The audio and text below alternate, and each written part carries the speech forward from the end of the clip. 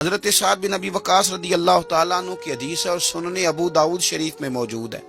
آپ فرماتے ہیں نبی پاک صلی اللہ علیہ وسلم کے ساتھ تھے ہم، اور ہم مکہ مکرمہ سے مدینہ طیبہ جا رہے تھے، حج کے بعد جا رہے تھے یا کسی اور سفر کے بعد واپس جا رہے تھے۔ اچانک رستے میں حضور گھوڑے سے اتر آئے، کوئی ایسی وجہ نہیں تھی، کوئی ہمارا سستانے کا ارادہ نہیں تھا، کوئی ٹھہرنے کا پروگرام نہیں تھا۔ سونے کریم رسول نیچے اترے اور حبیب پاک صلی اللہ علیہ وسلم نے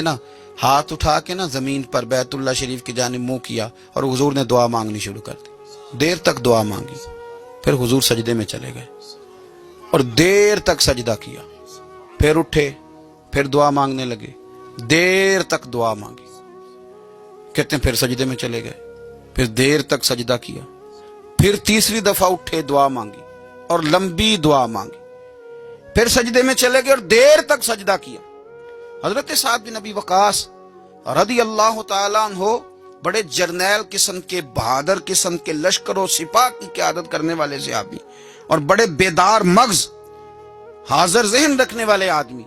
فرمانے لگے جب سرکار نے وہ 3 دفعہ کام کیا اور حضور صلی اللہ علیہ وسلم نے بڑے انہماک سے سجدہ کیا اور پیشانی مبارک نے خوب ذوق لیا سجدے کا اور دعا کی تو بڑے ذوق سے، اور 3 دفعہ وقفے سے یہ کام ہوا،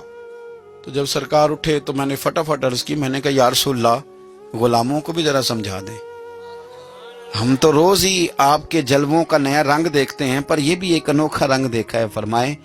تو حضور فرمانے لگے میں جا رہا تھا، رستے میں پھر مجھے امت کی بخشش کا خیال آ گیا۔ یعنی مکہ سے نکل رہے ہیں، مدینہ شریف ابھی پہنچے نہیں، وہ بھی حرم ہے یہ بھی حرم ہے، یہاں بھی دعا حضور نے کی، وہاں بھی حضور ہر نماز میں کرتے ہیں، یہاں درمیان میں پھر خیال آ گیا اللہ انہیں معاف کر دے، اللہ انہیں بخش دے۔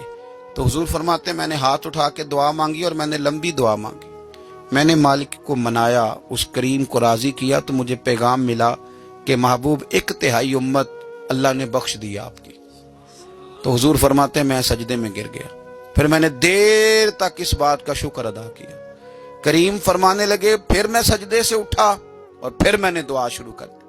دیر تک دعا مانگی تو پھر مجھے پیغام ملا کہ 1/3 کو اور معاف کر دیا گیا۔ حضور فرماتے ہیں پر اس کے شکر میں نے سجدہ کیا، دیر تک سجدہ کیا،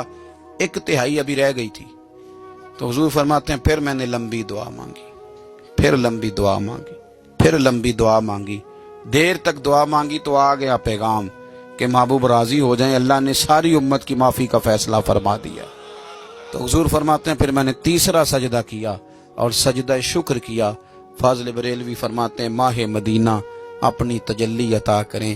یہ ڈھلتی چاندنی تو پہر 2 پہر کی ہے،